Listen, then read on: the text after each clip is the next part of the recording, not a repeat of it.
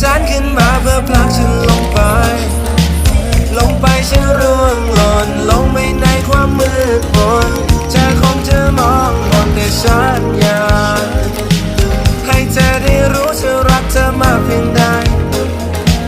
ความคุณที่เธอนั้นคอยอยู่เป็นกำลังใจ